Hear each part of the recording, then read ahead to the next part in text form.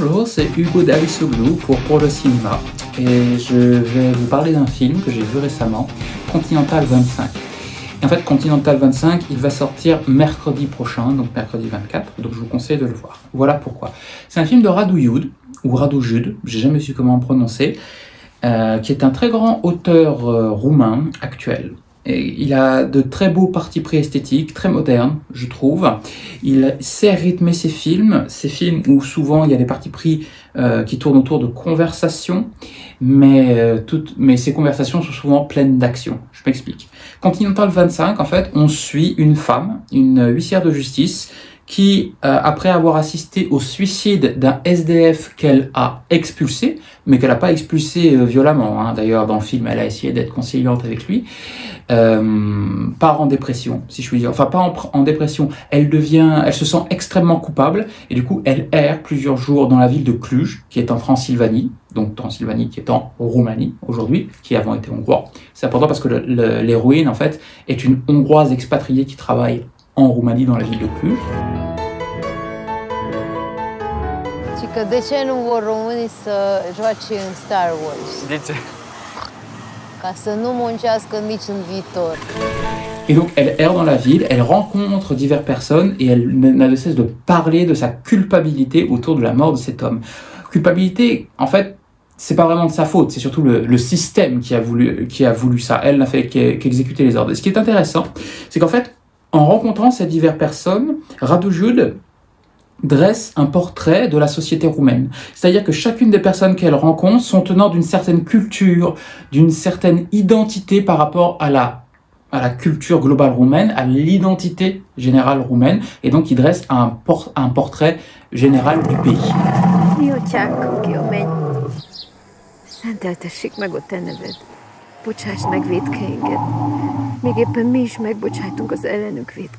Et ce qui est intéressant, c'est que chacune des personnes qu'elle rencontre, qui sont des tenants d'une part de la culture roumaine, ont des moyens de contrer la culpabilité, une culpabilité inhérente au système en fait capitaliste très rapace dans lequel ils vivent, mais qui ne fonctionne jamais avec elle, parce que elle, profondément, et c'est une des raisons pour laquelle on est empathique avec elle, elle se sent véritablement coupable. Donc quelque part, Radu Jude filme la mosaïque culturelle qui compose l'identité roumaine, mais aussi sa capacité à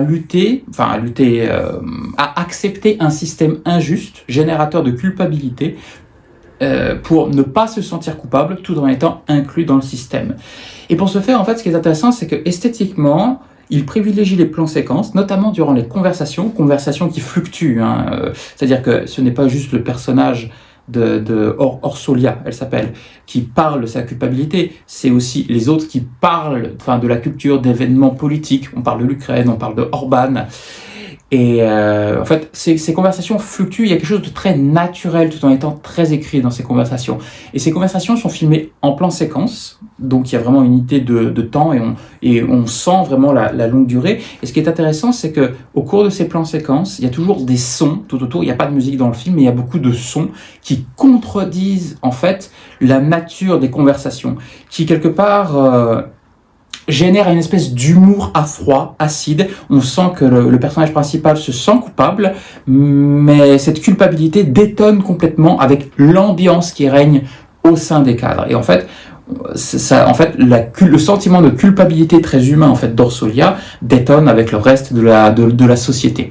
Tout le film est composé de plans fixes qui fragmente énormément l'espace, ce qui fait que elle, Orsolia, comme les autres personnages, en fait, sont comme perdus dans un endroit extrêmement labyrinthique et chacun est extrêmement seul. Parce qu'il y a une autre particularité du film, c'est que aucun des personnages que croise Orsolia ne communiquent les uns avec les autres. Ils sont chacun dans leur bulle, dans leur monde, dans leur manière de voir les choses, et en fait, il n'y a que Orsolia qui les lie par le biais de sa culpabilité. Et en fait, quelque part, on voit cette mosaïque culturelle qui compose la Roumanie, mais c'est aussi une mosaïque qui ne communique pas entre elles. C'est-à-dire que les gens ne communiquent pas les uns avec les autres, ils sont très isolés les uns des autres. Et c'est pour l'ensemble de ces raisons qu'on peut dire que Radu Jude capte vraiment quelque chose, non seulement de l'ambiance roumaine à l'heure actuelle, mais aussi de l'ambiance européenne dans le monde, où chacun est dans sa bulle cognitive, on dit, et personne ne communique les uns avec les autres.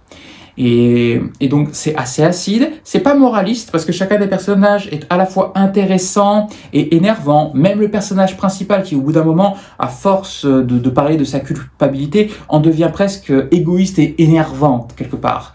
Ça c'est l'intérêt du parti pris des plans séquences et de la nature répétitive, du fait qu'elle n'a de cesse de répéter sa culpabilité.